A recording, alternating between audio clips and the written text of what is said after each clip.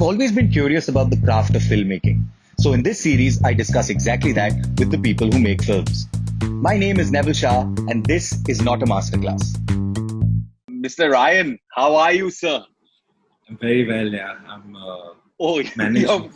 you're playing the. Yeah. I mean, I don't know why people complain about this lockdown thing. It's so easy, I'm handling it with so much grace and see people break down all around me. I just don't get it. But yeah. Correct. You've got a director's chair, or what? Is that what this is? No, man, this is like I've been thinking about getting a wing chair for really long just so that I can have a nice cozy corner to read. So there's one whole setup. This is your reading corner. Lamp also. Now, just quickly moving on to, so we're discussing the Mangalam Kapoor film that we're talking about.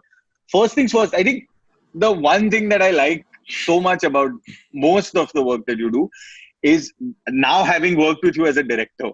I think even in the genre of comedy, what a lot of people miss out, and I'll discuss the writing work a little later, but what a lot of people miss out is the fact that each character has their own reality.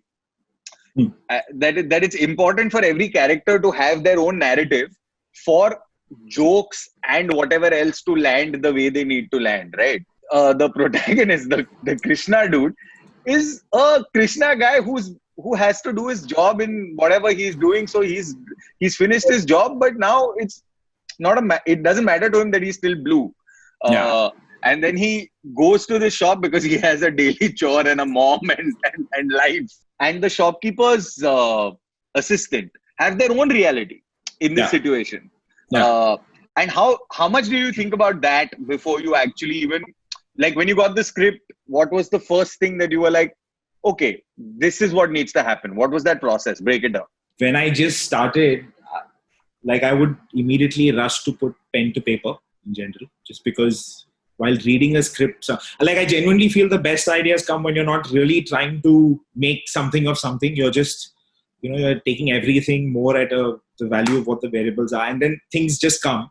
So I figured that that's a better thing to be invested in. So while I try to just read and familiarize myself with all the material first, which does not mean you just read the script and understand it. It's also to do with where the juice lies in the film, because not all parts are equal. For me personally, by way of process, whether Mangalam or any script first comes in, including the one that we work, it's important to not let knee-jerk reactions work its way into objectively, this is how I'll choose to tell the story. Correct. Okay, how did you say that? Okay, in this script, the reality of the shopkeeper, of the shop owner, is so important for him to break his reality that fuck ki Krishna Bhagwan prakat hue uske samne. Correct. Is how were you like, okay, the joke only lands if the shopkeeper is oblivious to reality? Yeah. See, obviously, for what was required of him on the script in general, he had to be a guy who was a little discontinuous with reality. One important meter for me for characterization is, at what point does the viewer figure out that he's seeing a funny film? In many films, sometimes it's the first frame itself, sometimes it's a little later. So I like to keep characterization in a way in which, in general, most of my characterization is pitched in reality.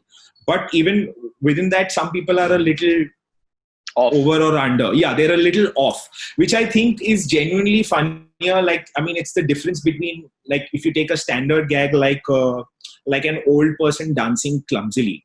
So, once you get the old person dancing clumsily, for instance, and if that is your gag, but if he still got a sense of rhythm, it adds a dimension. So I think for me, my lead for characterization always starts with the cynicism of how would it usually be done? And I know that though I may not know exactly what's wrong about it, I know it's not authentic. If your lead is authenticity, just like it is to your story, then you'll make better choices. So you're saying in Mangalam, you would have costumed the guys differently? Because I thought it worked. I mean, I don't see a shopkeeper who's going to a shopkeeper or a kirana shop guy wearing dirty clothes to work. I mean, he doesn't have to wear that. So I think that sort of works. When you shoot comedy, you try to shoot it like drama. You don't, at least from whatever I've seen in Mangalam, there's no camera placement for the sake of being funny. You're not trying to put the camera in positions that will sneak out a joke for no rhyme or reason, right? So I can tell you what my guiding light is for framing and blocking, and I really chase films via information, because I think that it's a very subconscious process for the viewer, but the viewer is learning a lot of things. We were, like in the case of Mangalam, the viewer, we were very clear very early on. We wanted to teach the viewer that he's an actor, and not any actual devotional person and such like that. So that automatically there was a moment of, like, it lent itself to false promise, where you just show the guy and then in the second shot itself his shoelaces are being tied.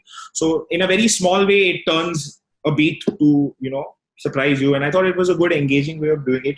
So what I would do is, since we knew false promise was the gag, we knew that at some level we would be first withholding some information and then just providing that same information with additional information that puts new context and new meaning to the story. So what I try and do particularly is I chase whatever it is that I'm trying to teach the viewer at that point of time. Like even in the case of Mangalam now, a frame helps set a context for the joke also. Like, it as a comedian, sometimes some jokes are better with more than just one beat pause.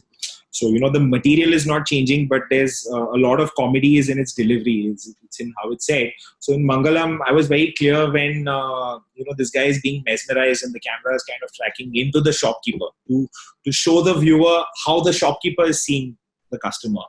I like the idea of the Sadharan Kapoor, also being introduced in the same frame. So it almost comes like a rogue hand, and it keeps it busy. Now, drama is one way of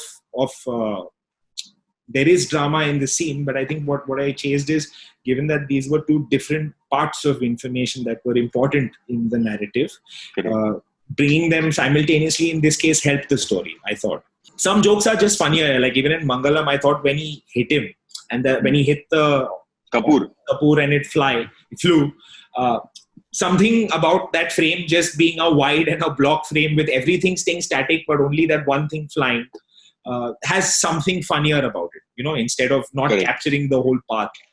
So you'll always reverse engineer basis information and factor in things like, is this a funnier joke if more things are revealed, if less things are revealed, if some information is held back. How would you approach long format differently in terms of this revealing of information, and how you would hold back, and what would you hold back? If say you had a minute and a half to communicate Mangalam, I don't think you need a minute and a half to land that joke. But if you had time in a long format, whether it's a feature or a web series or whatever, how do you decide what? And as a director, not as a writer yet, as a director, how are you deciding what needs to be there in plain sight but not revealed? So I think, Neville, the approach is the same. It's films don't seem long because they're 2 minutes. They seem long because they dragged for 2 minutes. So that way, if it's an engaging piece like Lagan, then people could watch it for 4.5 hours with 2 intervals and all that stuff. So but the only difference is, I think you have to keep very little wiggle room in ads, because even a 30 becoming a 35 is it has major implications. But with long form, like, I mean, if 60 minutes ends up being 70 minutes, it's not really a problem, so I think film should be tight only, and the true bullseye should be that the film shouldn't drag. Okay, so let's now talk about camera work.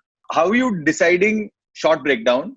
I know you're deciding information wise, but how are you deciding camera angle for it? Is camera angle also, like, are you trying to be symbolic? Are you trying to be, is there some internal joke that you're trying to set up? Or are you trying to hold back some information that later will make sense? That typical acting trope, right? Act 1 and Act 3 ka beginning should feel like the same. First of all, are you deciding anamorphic and spherical basis, whatever it is you feel like, or do you just feel that this film needs anamorphic and this film needs spherical? And then once you decide, are you deciding that I want to be, for example, the first shot is lowish on Krishna Bhagwan, right? On the guy playing Krishna Bhagwan who you don't know, you think it's Krishna Bhagwan. So you're lowish on, is that because whenever you see God, you should see him at a lower angle to cheat, or is that more instinctive to you as you went along? Because even when you come to the wide and someone's tying a shoelace, you're still looking up. You're not at eye level. Yeah.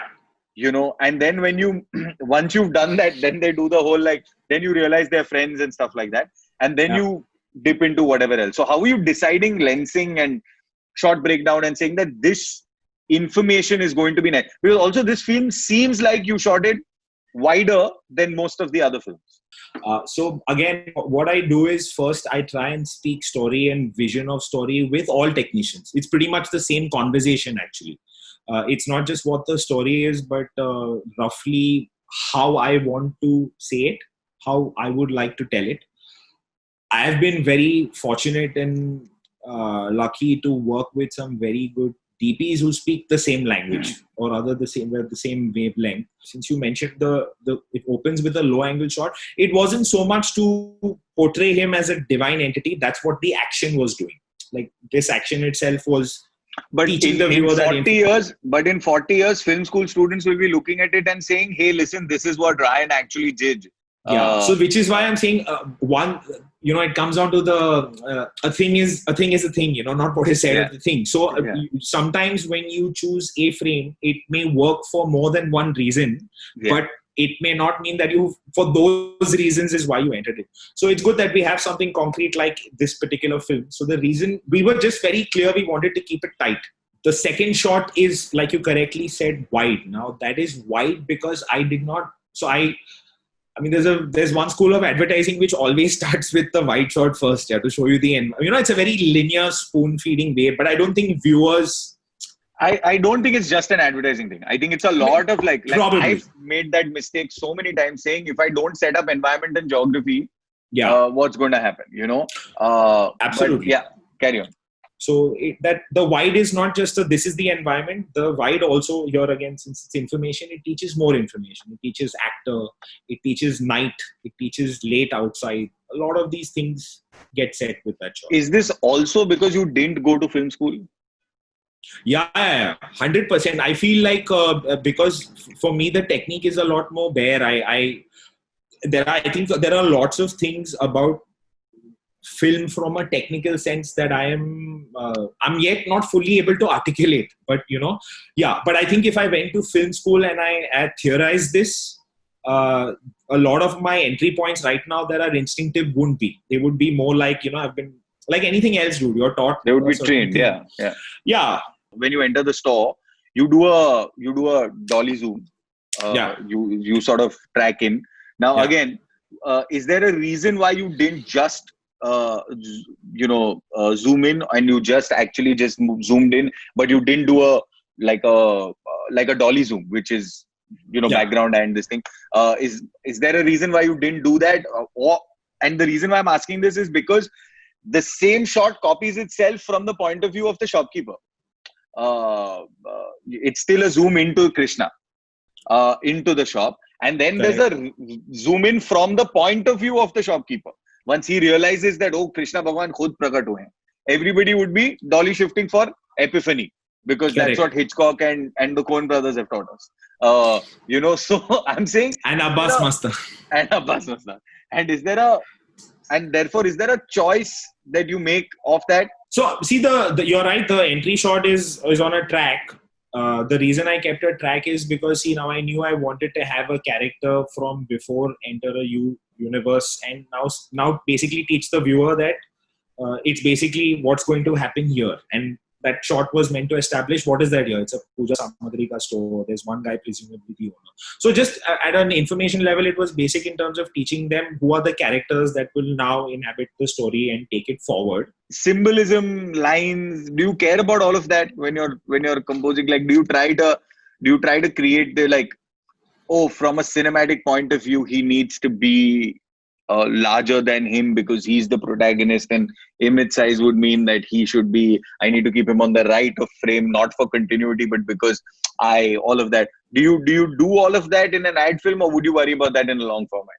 No. So I think when you're making film or when you're telling a story, your symbolism is just, it's there. It's not a good or a bad thing, and you don't want to accidentally commit to incorrect symbolism. So yeah, I do try and use it very often and try and squeeze in as many motifs, a lot of Easter eggs and all also. But it's a fine line, man. Some of the Easter eggs we know. Huh. Yeah, some of the Easter eggs we know. But but sometimes what happens is, because people, because you always see symbolism, or rather you know of symbolism with all these deadly films and all, there's a risk of over intellectualizing stuff. And, so it should be simple. So me, if I'm trying to achieve something, like say in this particular shot where we did the zoom in and we had the star filter, and the customer was just kind of looking out oblivious to it and all, we knew that we wanted to build him up as an entity, but there was a sense of reality to it also. We didn't want to make it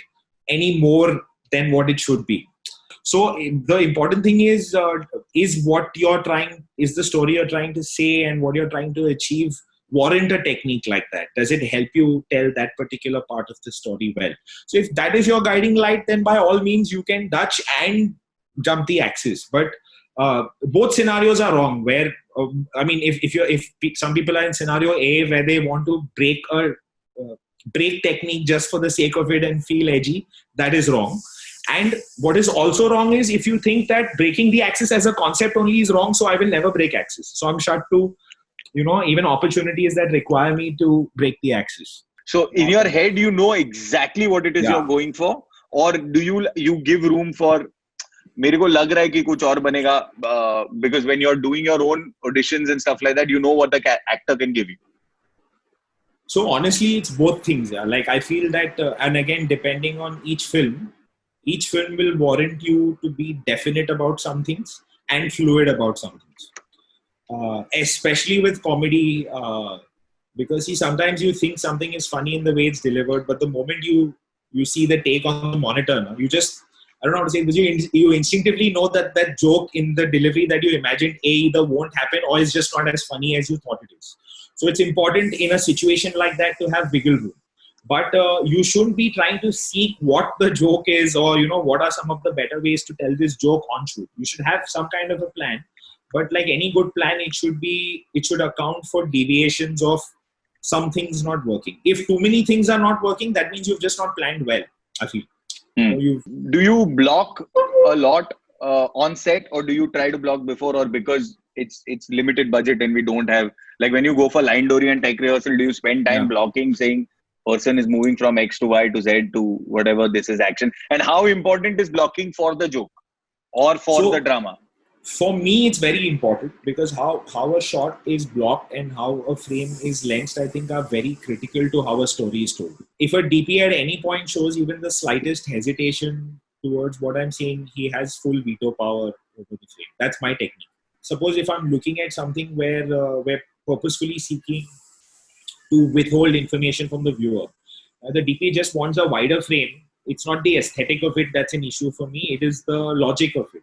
It is the thinking of it, because it's maybe teaching unnecessary information or showing too much too soon, and I wouldn't want that. So that's why I haven't. So my conversation would be with him like that. But say now between this, if we're able to achieve the same thing more or less on a 35 or a 50, and it's just better with just movement of the actual camera instead of changing lensing and all those little things, I won't get into, because I'll chase. I mean, if it's a DP, he'll always be able to light and lens better. My point of view should be on the telling and not so much on the craft. So the blocking is what you're going to focus on so much. Yeah. As in, the process of blocking. Yeah. So we do blocking that for the information and the joke. Yeah, very much so. And that happens at least with my shoots, it happens very thoroughly on Tech Rec, where the DP is there and, he's got his entire team, the AC gaffer, everyone's there. So, and I think so we come with a plan of more or less, we have, some of these will be mids. We don't really need a wide with this, or this gag is just really funny in a wide, so we just need to take this action separately as a wide, and we don't need to bother with it otherwise. But I think once we're there, then because one thing I've learned is a good filmmaking is a lot of respect for the boundaries that are there. Like the McDonald's films that I'd done, some time ago, given that we got that space, there was just very little we could actually do. We couldn't do much around. So you can't use that as an excuse to say, okay, now the film will be lit badly. You still wanted to look and feel good and tell a good story.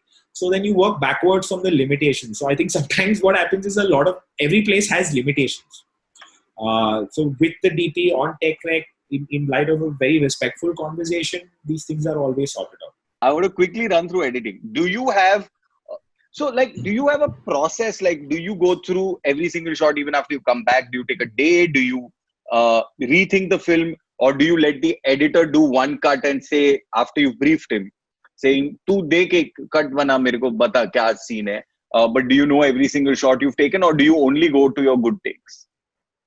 So what I do is, first and foremost, I mark the shots that I like on shoot. So I don't know how many people do that, but I do that. So some things I kind of already know that, or rather, like you saw on set, I mark the part of a shot that I like. And what's your hit rate more often than not? How much? 90%, 20%, 50%, 60%? So my hit rate would be high in terms of shot selection, but that does not have an implication on the shot pattern. Sometimes it's a different sequencing, in which case you need to suspend what you liked and then see what works with this idea.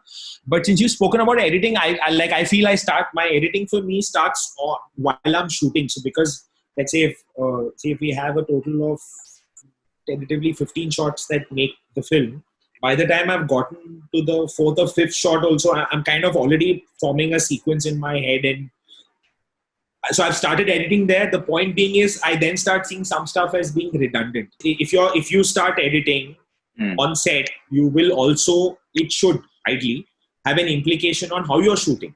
Because, you don't technically, you go with saying that I want to shoot some excess stuff. Then once you've shot everything and everything is there in place and assuming you have good material, what I personally do is something that I've learned and read about a lot of old school directors in the West, which is they just sit and see all the material. So I will just see everything with my editor in the room. And again, it's the same thing. We avoid the temptation of trying to cut straight away. What we will do is we'll have a conversation. Sometimes what happens with these conversations is he's able to better achieve an idea than what I thought would be the means to achieve it. Sometimes it just means I may have shot something linearly, but in edit he chooses to play it non-linearly, which adds an added element of surprise. So we have these conversations, and basis those conversations, what's good about them is they keep branching out. Like one possibility has two sub possibilities, and depending on what you target and what you chase, you'll get to a different place. That could be really cool. Once all of that is done, so usually we end up, if we shoot for a day, we'll end up seeing footage the next day itself. And then he edits the day after that. And I see it late in the evening or the next day or whatever. But it's rather quick, yeah. Like I feel that, like I always felt when I was in agency, like why do we take like a week to edit? Because it's, you're ultimately working with like an hour and a half of footage of everything you've shot, including your NGs and all. 1.5 घंटे का footage back to back, 2 बार भी देखेगा तो 3 घंटे का ही, it'll take time. I just want to know, like, from a casting standpoint, I know you're very thorough and you're very thing, but what is it that you're looking for? Just instinctively, what are you looking for? Like, are you looking for range? Are you looking for look? What are you looking for in casting? The intelligence of the actor. And how do you judge that? I judge that by how he chooses to render an action or a set of actions in the audition. I'll tell you the difference between it. Audition or audition clips, like several audition clips? Or do you just see one? Because he or she could do anything to be able to... I mean, the casting director at the end of the day ends up sending you one take. So yeah, but so luckily, because I've been working with more or less the same few casting directors, they understand my process. And they're very... So I tell them that I'm not interested in a guy, even like say, he needn't be chikna just because, the film has a 25-year-old young boy. Like he should, what's more important is we could end up being 30 or 35 also, but he should be a good actor. Now what happens with ads, especially, dude, because obviously everything is being sold. So they feel like, kajo ya khushi dikni chahiye, like always. So small actions, man. Like suppose if it's an ad for a bag of chips, the way the chips are opened, everyone will make an unnaturally big deal out of it. I feel the good thinking actors know how much value to place on actions and sub-actions and paralanguage. They understand that not all action is equal. So this is a pivotal point in the film. This is the actual joke. This is why it's funny. Hence, I'll deliver it like this. So you get to see some bits of that in auditions. I feel intelligence is connected to range. I can have conversations with them about where am I seeing the story pitched. Which means like even if a guy is slipping on a banana peel and falling, that need be the most obvious basic rendition of a joke like that. That can be nuanced. Coming back to Mangalam, on Mangalam, how did you decide grade? How did you decide night? How did you decide, those kind of things? Like, I mean, a lot of people would have a problem with shooting a night film, especially in advertising. So the question is, how did you decide that night is important for the story? Do you decide that because it's end of day, he's finished work and therefore it's night? I mean, just logically that, or the you need the lighting and you need all the paraphernalia for it to look visually more great. And then how do you decide what are you going to do grade wise? Are you going to grade it differently? Are you going to think those kind of conversations happen earlier, or when for you? In terms of time of day for the film, I think the first filter I will put is what does the story warrant? Like what kind of story world best helps the story be set in. The second is aesthetic, and अपना country का light उतना खास नहीं है यार. Yeah, that we've all so played that game. Film opens in Spain. So 1.5 minute सुबह या 1.5 minute शाम को, ये 3 मिनट का विंडो रहता है हर दिन में, बट उसमें कितना शूट करेगा. So yeah, but yeah, I mean, see, even the inverse is wrong. Yeah, like I mean, if a film needs to be a day film, but if you say I will shoot it only at night for aesthetic reasons, that's poor judgment. I think that's a filmmaker being indulgent of his own sense of a filmmaker. In terms of color and grade specifically, so what I have a slightly different way of referencing. My referencing is very rarely this is what I want. In fact, what I'll do is I'll try and play devil's advocate. So when I speak of my vision of a film, I try and see how the other person is seeing the film. And I think that sometimes there are obvious ways of doing it, which they think, correct. Because of film. Yeah. So I will show references and say, definitely not like this, definitely not like this. So sometimes my only referencing for something is, I'll show them 6 films of a certain genre that's kind of similar or nature that's similar and say, but I don't want this, I don't want this. At which point then a conversation arises, oh, why don't you want this? This kind of looks good. Then I'm able to articulate or not articulate sometimes that, this is what's not working. Yeah, so like with Mangalam, for instance, here also with the music director, I just told Kenny and Rakshit, the guys who scored the music, that, I don't think we really need music, but I'm seeing the film with a lot of jumps. So there will be a lot of crowd sounds that I think serve as a nice bed. And we can keep them quite random, so that will make it fun. But the music that comes in the end should be almost like an error. Like it should be that discontinuous from, so he's done some funky disco shit here for the end of it, which kind of is cool. So in terms of process, it's the referencing is more to inspire, but never to lock down a DP or a music director and say, because this looks good or this sounds good, we should have it. Yeah. Is there anything that like you learned that you try to use? Any rules that you have that you don't break? Where are you getting your inspiration from? There are no rules. There are no rules. Like for example, with me, when I'm doing stand-up, for example, one thing that I just like doing is on my profiles, I never center frame. On my profiles, I'm always off center. So if you're looking at the guy like this, this would be this way. So if he's doing the joke and this is the profile, then he's talking like this. So there is headroom here. So that when I cut to this, there is like, it's like I'm cutting profile to profile. ऐसा छोटा pet peeves बहुत है ऐसा like, but so I wouldn't say this is a rule. So I've got a lot of like even for me, I don't like it when frames are too manicured. I because I feel then you're trying to commit to a world that's not authentic. Like, I remember I hate it when like if you're shooting in a store where everything is very neatly organized to the point of which it's extremely cosmetic, but you're saying it's a general kirana. So that for me is an error. So I mean, I've got a lot of pet peeves like that. But again, specifically in terms of, one thing I feel which I didn't cover earlier is I think each film and each story, depending on how you want to tell it, also opens itself to, now this is the rule book you've set for it. with a lot of young filmmakers that I speak with, who sometimes lady and all that. There's this, and I think we've all had it. Hum log ka bhi tha, like there's this dickishness of breaking rules for the sake of it, but you don't have the humility to say, कि मैं actually thoda wannabe hai. Yeah. Also, I mean, dickishness of breaking rules once you've understood the rule. Like the access rule, don't just break because you want to break the access rule. Then you're not making a film. Then you're just confusing people. Like then there's no like with access specifically, the way like Kubrick break, like he jumps axis with very specific meaning and intent to disorient the viewer, which is what breaking an axis, jumping the axis does. So there is meaning to the technique, and it has value in film because it has achieved the technique it set out to. जिधर जरूरत है उधर करना चाहिए, but सबसे पहला important चीज है कि जरूरत correctly identify कर. Don't be indulgent की. And also master the rule before you break the rule. No. Yeah. Like at least 100%. Learn the rule before you break the rule. Okay, if you had to take something, it could be a scene, it could be an ad, it could be something. How would you reshoot it? Specifically, one thing I would put a lot of pressure on that piece is how would I and only I want to tell the story, which does not mean that it is the best way to tell the story. That's I think a lot of people say that, if this is the story and this is the essence of it, that there are many ways to say it, and this one thing is the best way. I put less pressure on that, and I would be like, in a way that's uniquely me, what I would do now.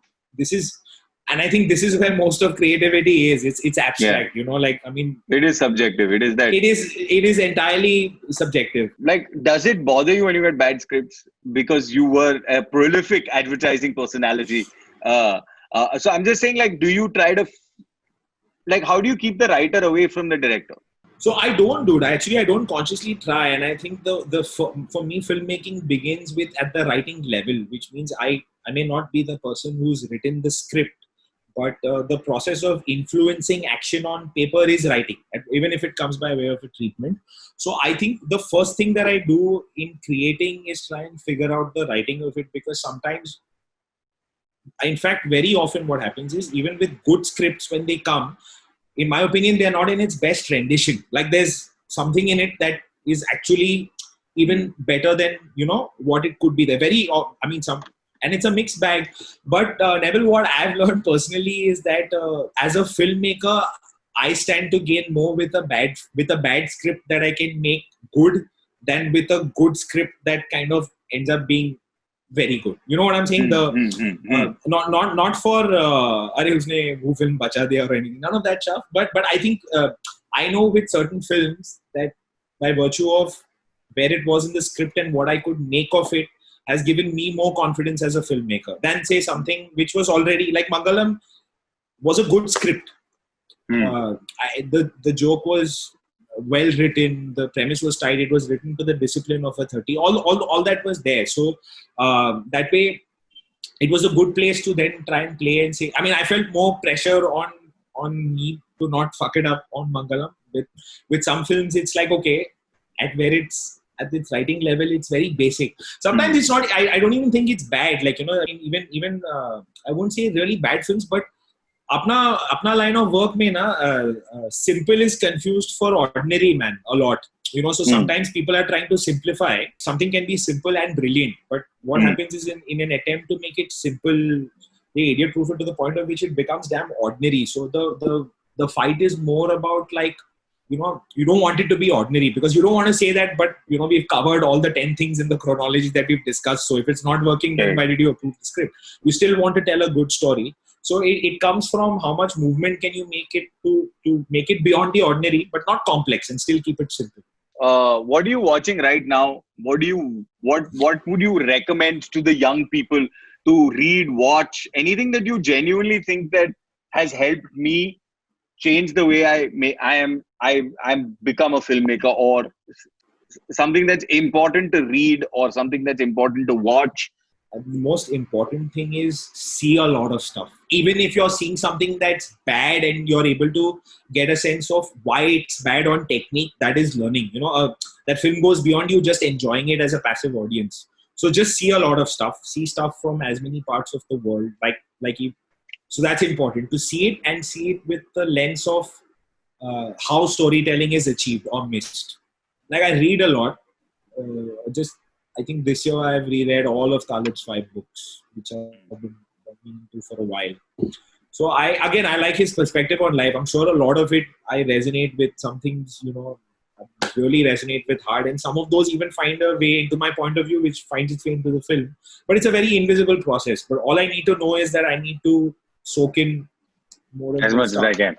Yeah, like I love a lot of these. Like, I mean, it may sound hacky, but I love a lot of these tutorials on YouTube. Yeah. A lot of these channels, because and not so much from a standpoint of over intellectualizing technique, but it's just a fresh approach. It gives you another point of view, which teases you to say, मैं थोड़ा try करेगा इसमें से, and you may not learn what they're intending to teach you, but it sets you down a good exploratory path. Today I saw 20 minutes of Amdani Atthani Kharcha Rupaiya. Just because I shared this one meme I came across. So it was really funny. No, but that film is just, it's so bad, that some parts of it are actually, because they're so ignorant, it's innocent and it's funny. Like, because it's so wrong, it's so blatantly wrong. Mm-hmm. But I feel there's something to learn from there also, though I'm not consciously seeking learning. Correct. Happens. Okay. Thank you so much, Mr. Ryan. Thank you, Neville. I'm not great at ending conversations or beginning That's them. fine. So, are you wearing the your T-shirt? Yeah. Yeah. But thank you so much for doing this, Ryan. Thank you. No problem, dude. My pleasure. Bye bye. You can now eat your IF dinner. Done.